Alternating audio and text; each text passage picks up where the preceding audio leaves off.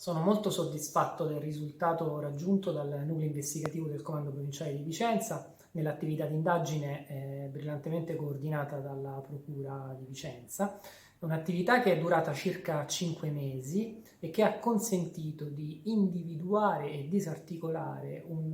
un'associazione a delinquere finalizzata alla corruzione, un sistema particolarmente strutturato e radicato su tutto il territorio nazionale, quindi far emergere un sistema corruttivo nel settore privatistico, nell'aggiudicazione degli appalti, ai danni di una nota azienda del Vicentino.